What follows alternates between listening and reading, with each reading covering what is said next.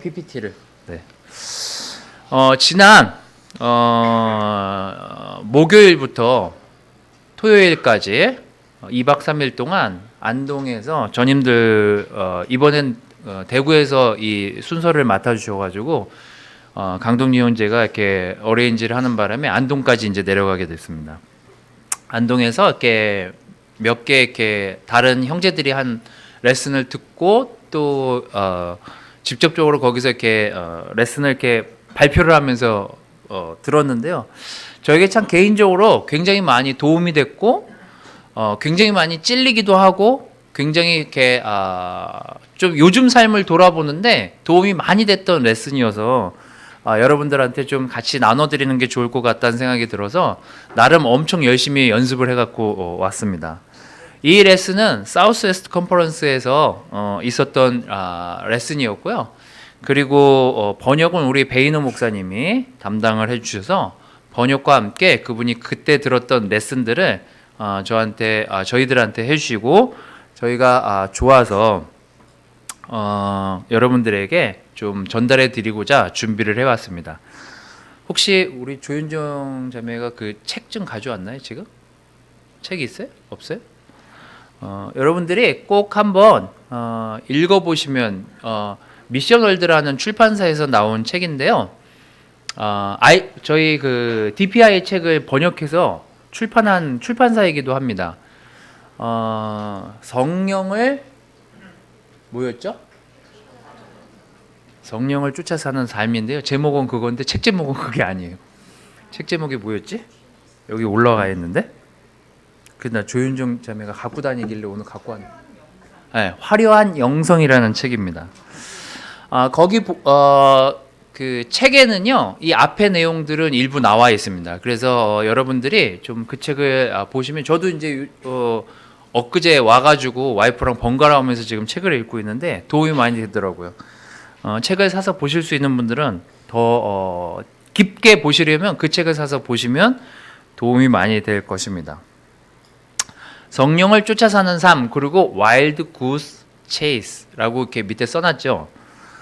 영어로 와일드 구스 체이스는 헛수고라는 뜻으로 쓰여진답니다. 여러분 이렇게 혹시 이렇게 테두리가 쳐져 있는 닭 무리 안에 닭을 잡아 보신 적이 있습니까? 닭을 잡을 게 쉬울 것 같지만 닭 잡기가 쉽지가 않습니다. 닭을 잡아보신 분들은 아시겠지만 와일드 구스는 그 야생 거위를 얘기하는데요. 닭 잡기가 그렇게 힘든데 야생 거위를 잡기는 더더욱 힘들겠죠. 그래서 영어 표현으로는 헛수고다, 이런 거 해봐야 아무 소용없다라는 뜻의 의미로 와일드 구스 체이스라는 단어를 쓴답니다. 하지만 고대 켈트족에서 이 단어를 썼을 때는요, 와일드 구스라는 단어는 성령이라는 단어로 쓰였답니다. 신기하지 않습니까? 그때부터 사람들은 성령이 의미하는 바가 무엇인지를 그 켈트족 그 민족들은 알았었던 것 같아요. 우리가 성경을 보면서 좀 진행을 하려고 하는데,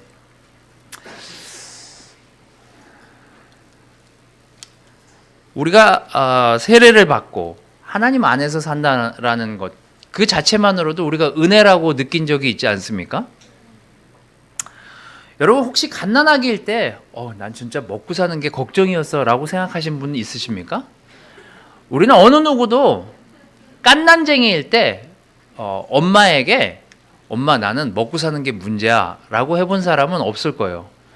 우리가 때가 되면 엄마가 밥을 줬고, 때가 되면 엄마가 젖을 먹였을 것이고, 때가 되면 엄마가 제 기저귀를 갈아주면서 저희들이 아무 생각 없어도 그냥 모유를 먹고 우유를 먹고 그렇게 커갔듯이, 우리가 성령님을 의지하고 우리의 삶을 시작했을 때는 사실은 별반 많은 고민을 하지 않은 상태에서 살았던 적이 있었던 것으로 저는 기억합니다. 어쩌면 성령이 우리 안에 있었을 때 우리는 우리 마음에서 얼마나 평안함을 유지했었던 적이 있었나라고 생각해 본다면 우리 다 그런 때가 있지 않았습니까? 물론 지금도 여러분들 가운데 그런 삶을 살고 계신 분이 있으리라 믿습니다.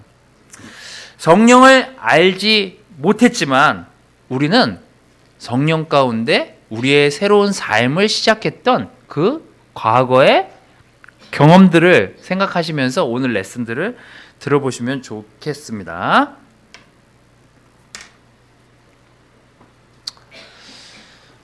와일드 구스, 성령이라는 이 단어를 기억하시면서 오늘 우리가 해야 될 말씀들을 좀 보도록 하겠습니다.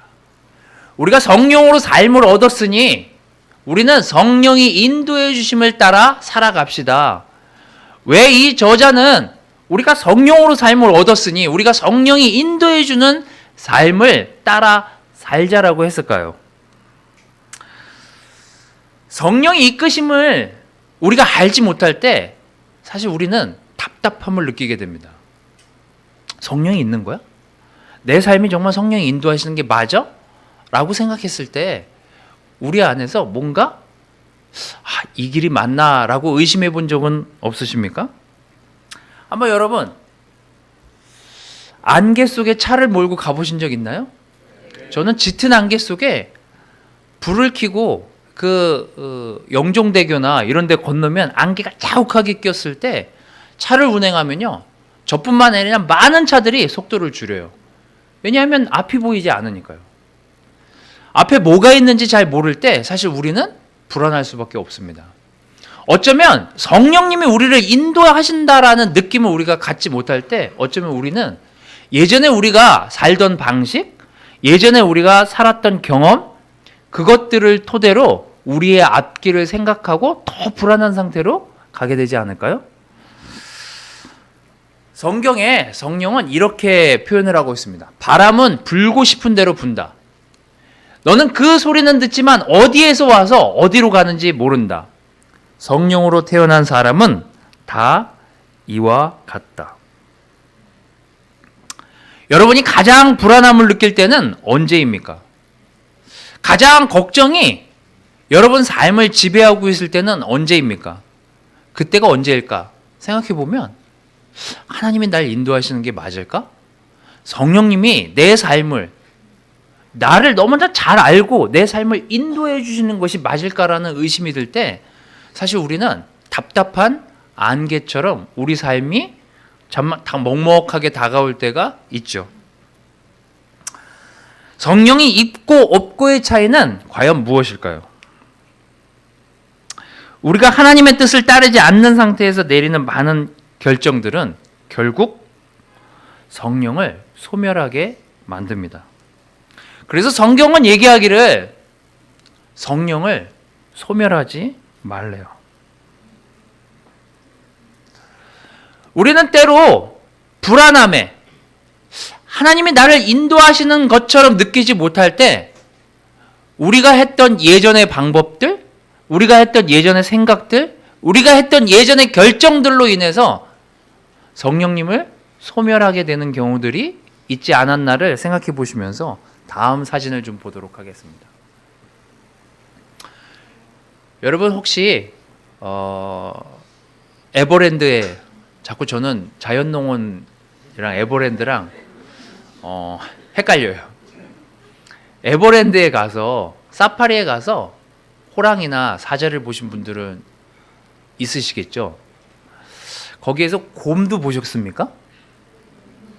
여러분이 그 차 안에서 보는 그 사자와 호랑이와 곰은 어떻습니까? 귀엽다. 곰이 이렇게 장난치는 거 보면 귀엽지 않습니까? 그리고 그 운전사가 조그만 과자 하나를 그 스낵 같은 걸 이렇게 주면 너무나 이렇게 딱딱 받아 먹는 곰을 보면서 우리는 감탄을 하거나 좋아하지 거기서 위협을 느끼진 않잖아요. 아마 지난주에 우리 박재우 장로님이 그 오렌지 카운티 거기에 그 무슨 사자라 그랬지? 산사자. 저는 그 길을 같이 이렇게 막대를 들고 밤에 이렇게 걸은 적이 있어요. 밤에 걸으면 되게 이렇게 운동하기가 좋아서 같이 이제 거기를 이렇게 걷는데 항상 그 주의사항이 뭐가 나타날지 모르니까 이렇게 막대기를 들고 다니라고. 근데 신기하게도요, 앞에서 이렇게 올라갈 때 그 그림에 보면 그 산사자 뭐 거기 나타나는 동물들이 이렇게 있어요. 근데 그 동물들의 이 설명을 들은 다음에 막대기를 들고 지나가잖아요. 걔네들이 굉장히 작아 보이는데 근데 겁은 엄청 난 상태에서 걸어가요. 그래서 밤에 그 길을 걷는 사람이 그렇게 많지가 않습니다. 운동하려고. 한번 여러분이 울타리가 쳐져 있지 않은 그런 자연에 사자와 여러분 둘이 있거나 곰과 여러분 둘이 있다라고 생각해 보십시오. 그때는 귀엽다라고 생각하기보다는 오히려 두려움에 그것들을 보게 되지 않습니까? 제가 날 공격하면 어떡하지?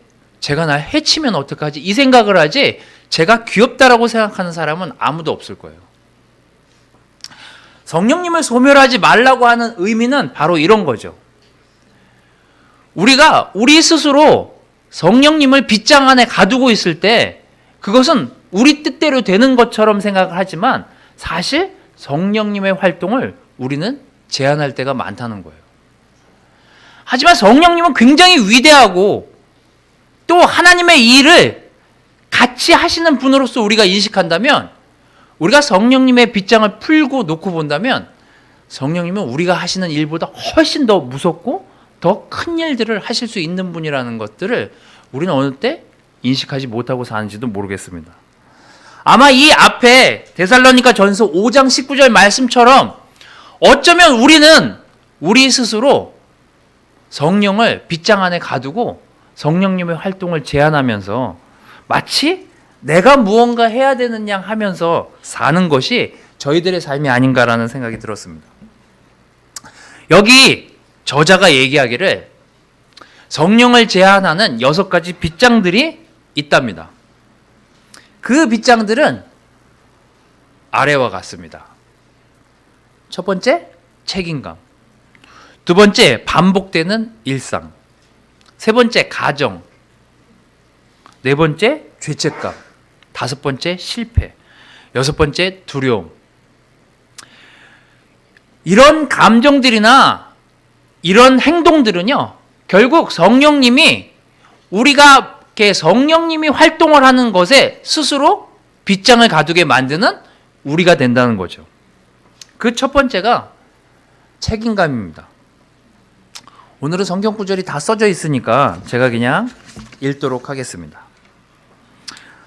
또 여호와께서 다른 사람에게 나를 따라오너라 하고 말씀하셨다.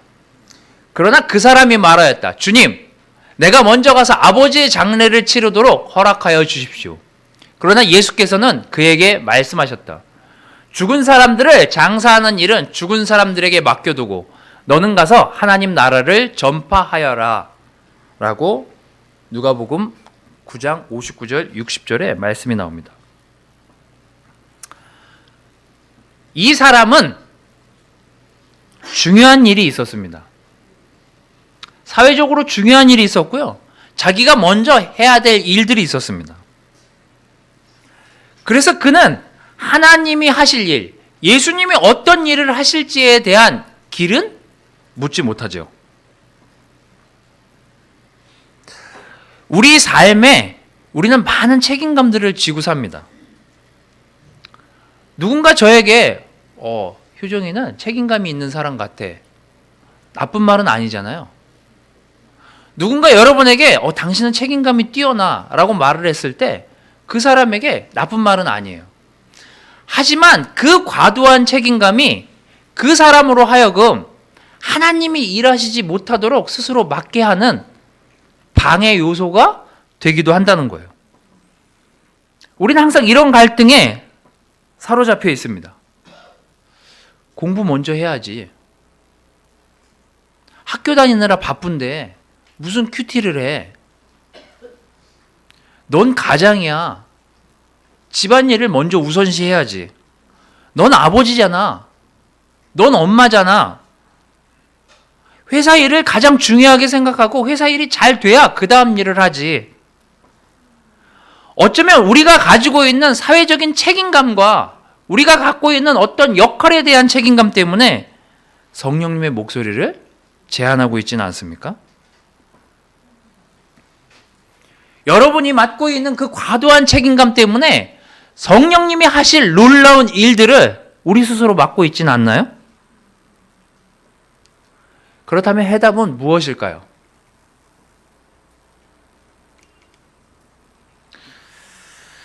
여호수아서 3장 5절 또 6장 8절에는 이렇게 기록하고 있습니다. 여호수아가 백성에게 말하였다. 당신들은 자신을 성결하게 하시오.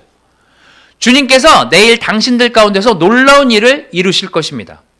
여호수아가 제사장들에게 언약궤를 메고 백성보다 앞서 건너가라고 명령하자 그들은 언약궤를 메고 백성들 앞에서 나아갔다. 이제 너는 언약궤를 맨 제사장들에게 요단강의 물가에 이르거든 요단강에 들어가서 서 있으라고 하여라. 이스라엘 백성들이 이제 기적을 경험하는 첫 번째 순간이었습니다. 개인적인 책임감에서 벗어나지 않는다면 우리는 우리 스스로 가지고 있는 여러 가지 책임들 가운데 짓눌려서 하나님이 하시는 놀라운 기적들, 성령님이 우리의 삶에 보여줄 놀라운 능력들을 보지 못하게 된다는 것이죠. 여러분은 어떤 과도한 책임감 가운데 있습니까?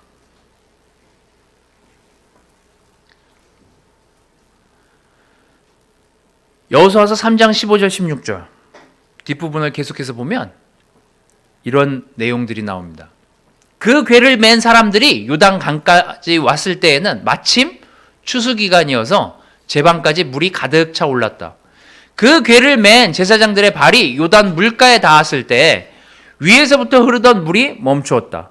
그리고 멀리 사르단 근처에 아담 성읍에 뚝이 생겨 아라바의 바다 곧 사해로 흘러가는 물줄기가 완전히 끊겼다.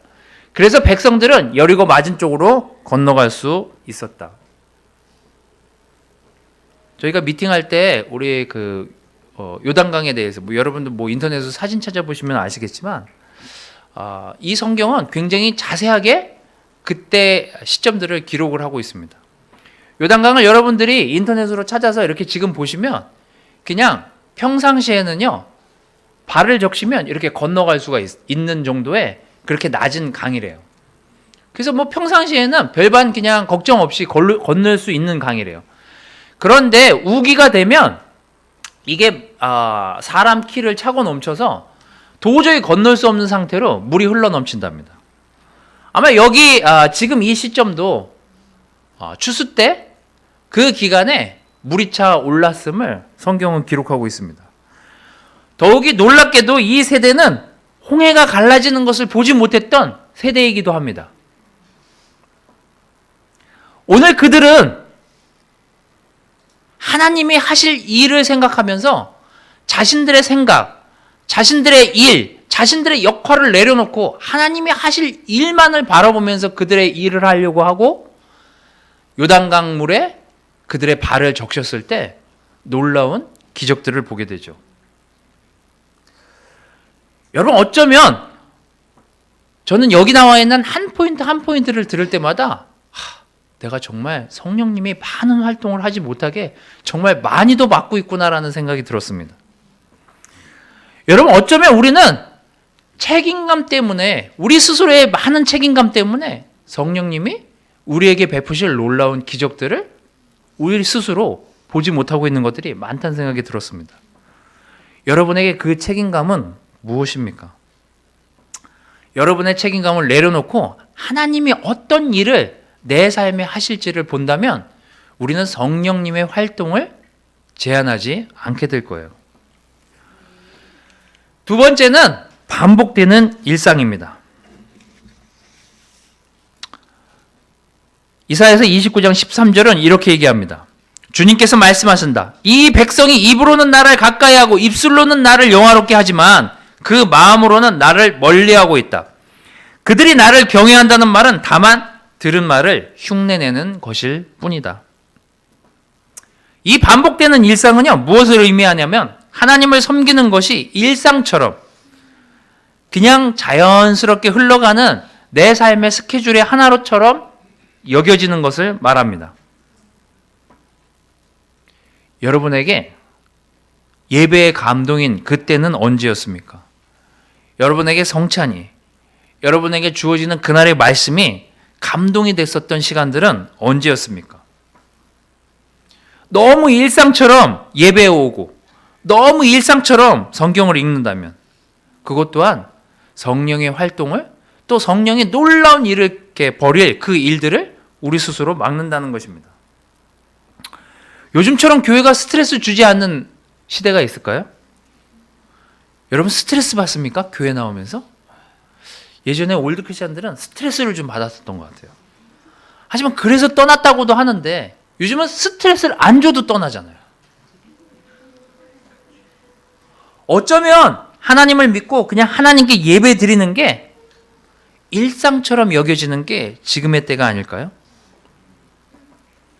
요즘 제가 주변 사람들에게 굿뉴스를 물어보면요, 아침에 형제들이 큐티예요. 벌써 4주년이 됐어요. 놀라운 일 아닙니까? 하지만 이거는 10년 전에 굿뉴스도 아니었어요. 우리 다 아침에 그냥 당연하게 여기지 않았나요?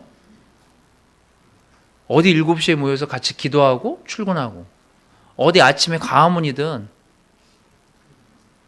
또 거기 태권도 거기 하는데 어디 강남역 거기든 국기원이든, 나는 그 정자에서 기도하던 형제들도 기억나는데 어쩌면 그건 되게 당연한 거 아니었나요? 요즘은요, 아침에 화요일 아침 기도 모임 4주년, 그게 굿뉴스예요. 대단한 거예요, 사실은. 그것도 안 하는 사람들이 많잖아요.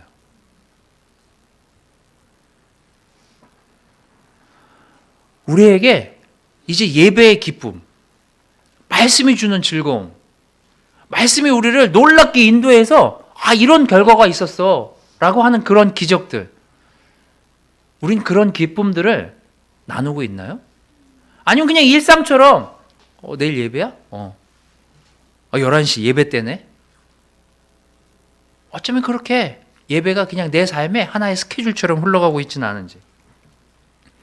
제가 이번에 좋았던 거, 요즘 베이너 목사님이 별에 빠지셔가지고 이게 허블 망원경으로 보면 보이는 가스층이랍니다. 저도 보지 못했는데 하여튼 이거 그냥 사진에서 그냥 받아오셨대요. 창조의 기둥이라는 가스층이랍니다. 허블 망원경으로 보면 보인대요. 이 가스층이. 우리는 별을 보면서도 감탄하고, 별이 뜬 걸, 막 무수히 많은 별이 뜬 걸 보면서도 감탄하지만 때로 이런 장면들을 보면 너무 감탄하지 않나요? 하지만 여러분, 누군가 말씀으로 변해서 살아가는 사람들을 보면서 그 형제 대단하다, 내가 그 얘기 들으니까 하나님이 살아계신 게 맞아, 감탄할 일이 얼마나 많았어요. 그 자매가 그렇게 변했대, 그 부부가 그렇게 바뀌었대, 그 자녀가 그렇게 말을 안 들었는데 그 엄마 아빠가 바뀌니까 자녀도 바뀌더래. 여러분, 우리가 들은 많은 굿뉴스들이요.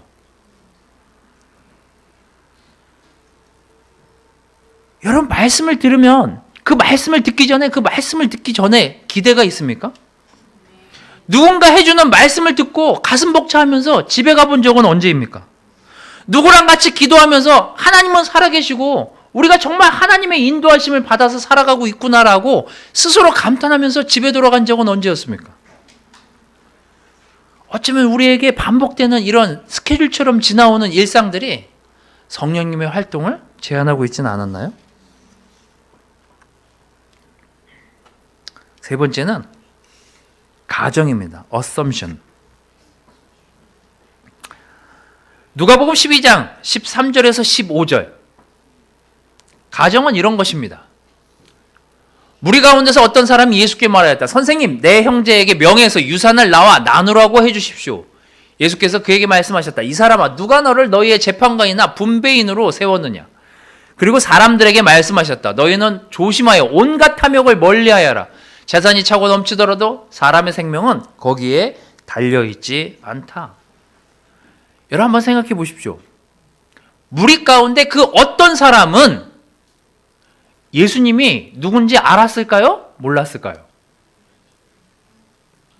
이 내용을 보면 알았을 가능성이 높습니다. 왜냐하면 선생님이라고 하고 자기의 문제를 얘기하잖아요.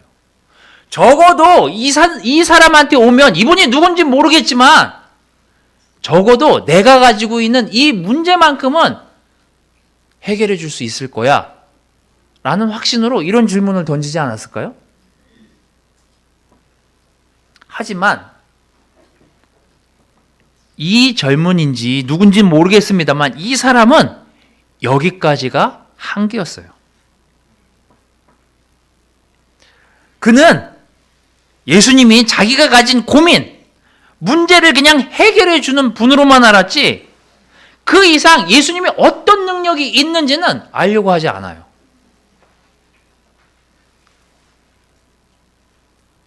우리 이럴 때 있지 않나요? 내가 이렇게 기도하면 예수님이 이렇게 도와주지 않을까? 내가 이렇게 행동하면 하나님이 날 이렇게 인도하지 않을까? 어쩌면 그냥 우리가 만든 예수님, 우리가 만든 어떤 생각들, 내가 이렇게 열심히 선행하면 하나님이 이렇게 나한테 복을 줄 거야. 다 우리가 가정하는 거잖아요. 이 사람에게 예수님은 그냥 재판관 정도만 생각했지 그 이상 내 구원과 내 삶에 엄청난 삶을 책임질 능력자로 보진 않은 거예요. 이 사람 역시 예수님의 활동을, 성령님의 활동을 제한한 특징적인 인물이기도 합니다. 여러분 아브라함을 보십시오. 아브라함은 희망이 사라진 때에도 바라면서 믿었으므로 너희 자손이 이와 같이 많아질 것이다 하신 말씀대로 많은 민족의 조상이 되었습니다. 그는 나이가 100세가 되어서 자기 몸이 이미 죽은 것이나 다름없고 또한 사라의 태도 죽은 것이나 다름없는 줄 알면서도 그는 믿음이 약해지지 않았습니다. 그는 하나님의 약속을 믿고 의심하지 않았습니다. 오히려 그는 믿음이 굳세어져서 하나님께 영광을 돌렸습니다. 그는 하나님께서 스스로 약속하신 바를 능히 이룰 것이라고 확신하였습니다. 그의 확신은 무엇이었습니까? 아브라함에게 하나님이 주신 확신은 무엇이었나요? 아브라함에게 하나님이 하신 얘기는 내 자손이 별처럼, 저 하늘에 떠있는 별처럼 많을 거야. 근데 아브라함이 살던 그 시간, 그때 그 일이 이루어졌나요? 너는 나 때문에 부를 이룰 거야. 아브라함이 있었던 때에 정말 모든 민족을 통치할 그런 사람으로 아브라함이 추앙받았나요? 오히려 하나님이 이 얘기를 했을 때 아브라함에게는 아들도 없었고 아들이 둘밖에 없었잖아요.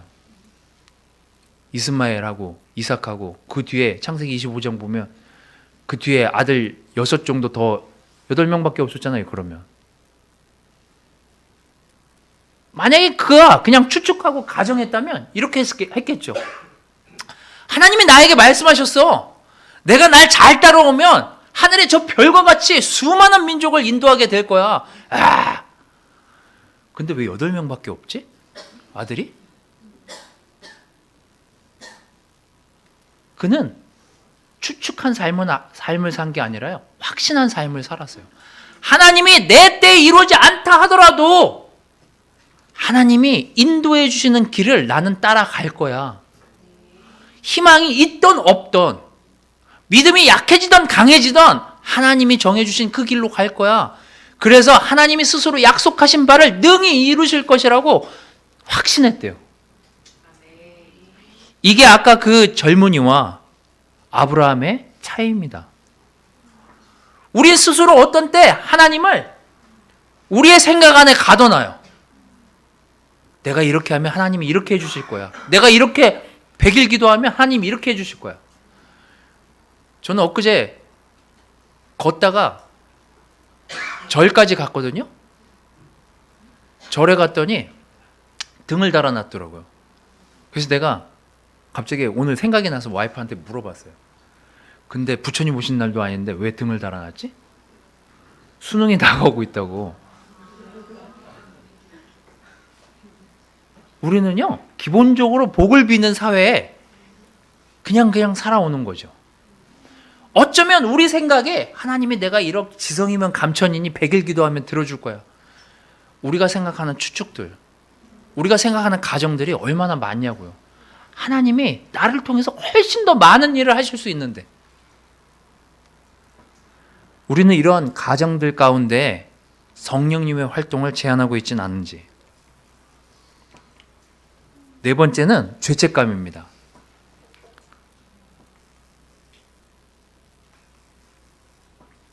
누가복음 22장 59절에서 60절, 그리고 1시간쯤 지났을 때 또 다른 사람이 강경하게 주장하였다. 틀림없이 이 사람도 그와 함께 있었어.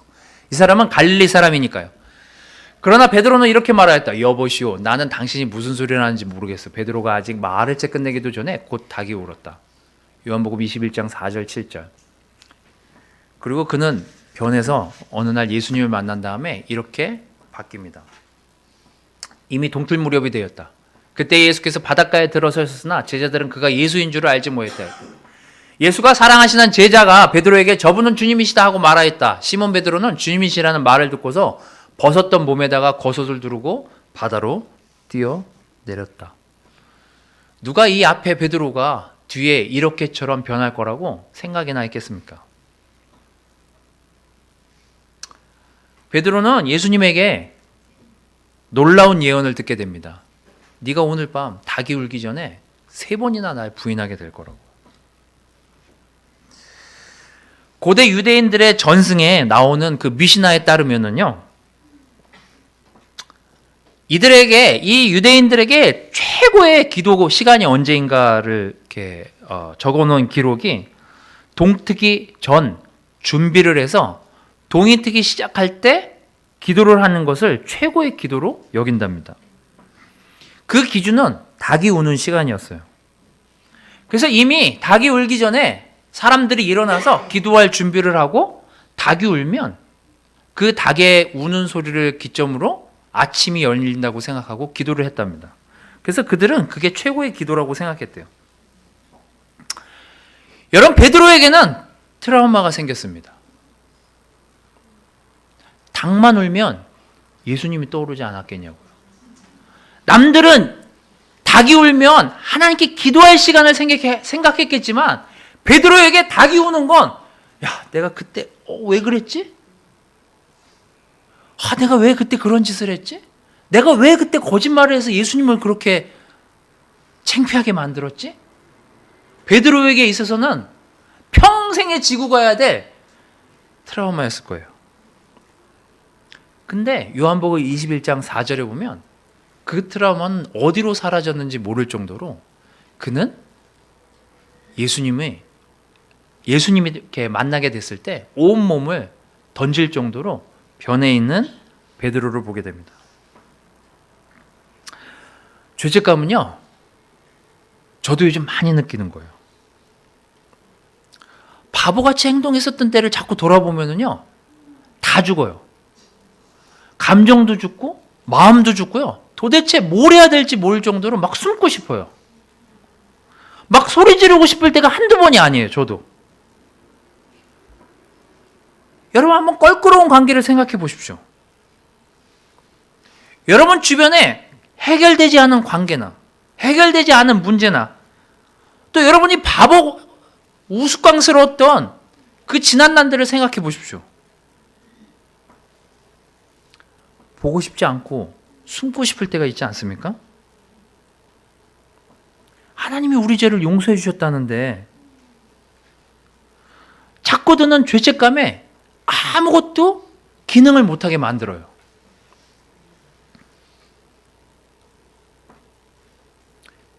우리에게 과도한 죄책감은 성령님의 활동을 제한하는 요소랍니다. 여러분 안에 있는 큰 죄책감들은 어떤 것입니까? 여러분 안에 성령님의 활동을 막는 그 죄책감들은 무엇이냐고요? 5번째는 실패입니다.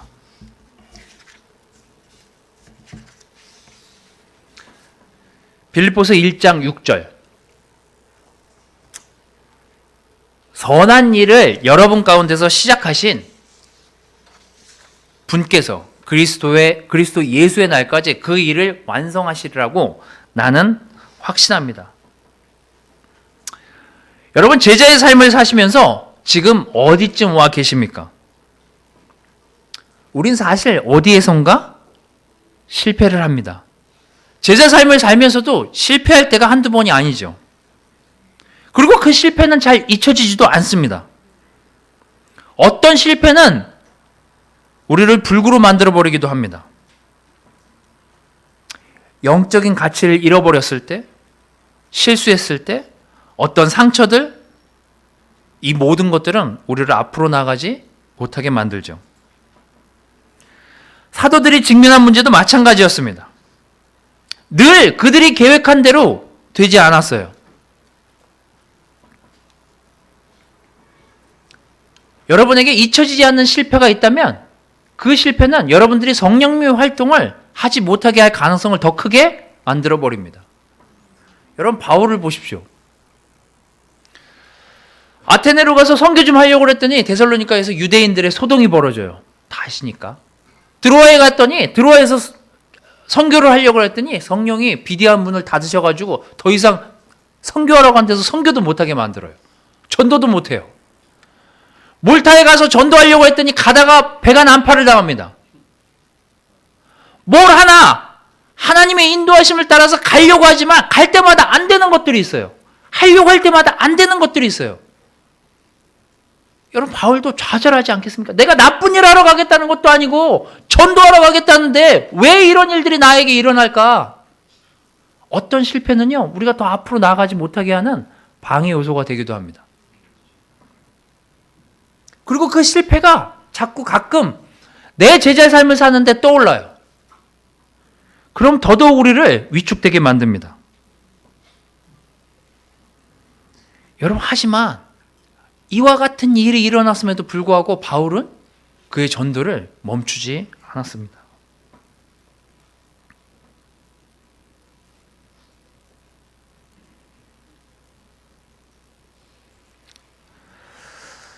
마가는 시작하자마자 키프로스에서 돌아가고 바울은 결코 쉬운 여행을 한 사람이 아니었습니다. 어떤 책에 이렇게 얘기했대요.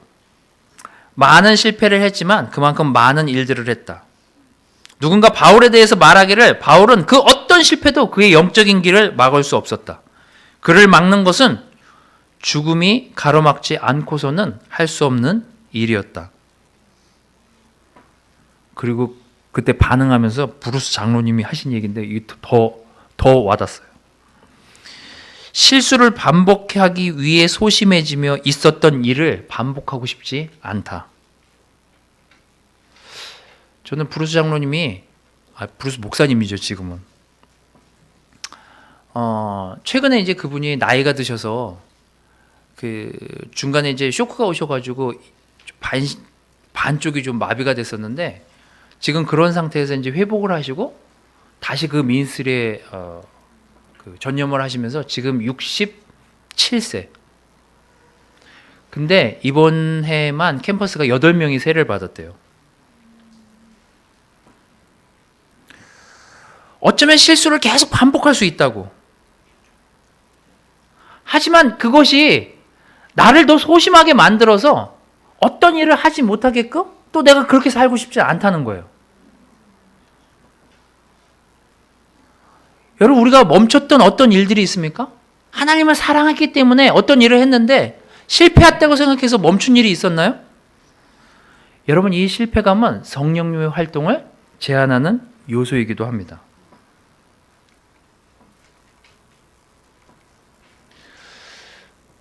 고린도후서 1장 8절 9절, 형제자매 여러분, 우리가 아시아에서 당한 환난을 여러분이 알기를 바랍니다. 우리는 힘에 겹게 너무 짓눌려서 마침내 살 희망마저 잃을 지경에 이르렀습니다. 우리는 이미 죽음을 선고받은 몸이라고 느꼈습니다. 그렇게 된 것은 우리 자신을 의지하지 않고 죽은 사람을 살리시는 하나님을 의지하게 하기 위함이었습니다.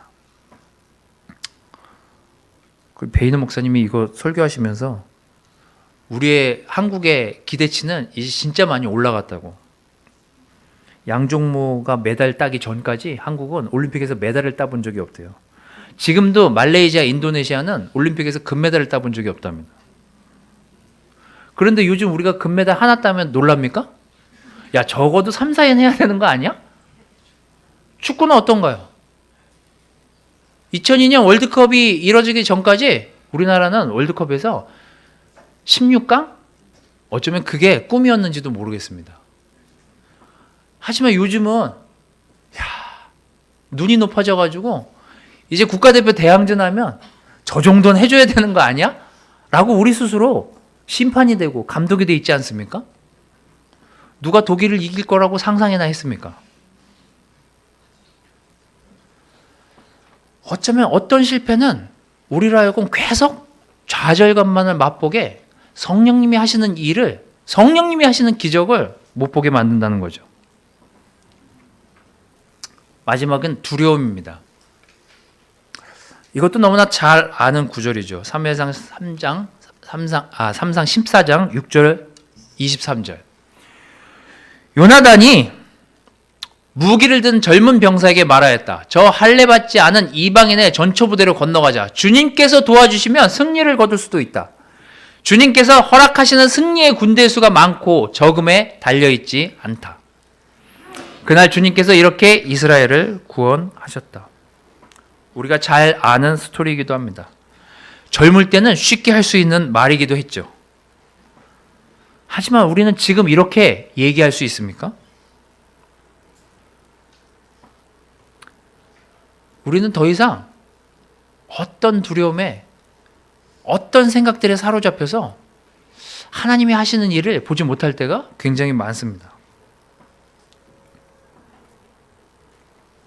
마지막 구절이요.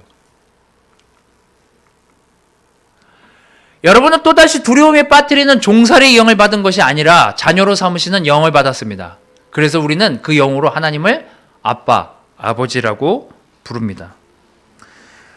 우리 모두가 패배의식에 사로잡혀 있으면 넘지 못하는 허들들이 있게 마련입니다. 우리 교회, 분당교회 역시 다시 성장하고 다시 이 과정을 넘어설 수 있을까? 누구의 영광을 위해서가 아니라 한 사람을 사랑하려고 하고 한 사람을 예수님처럼 만들 수 있다면, 그 작은 결심을 할 수만 있다면 우리가 가지고 있는 이 많은 빗장들을 제거해야만 성령님이 하시는 일을, 성령님이 하시는 기적을 맛볼 수 있을 것입니다.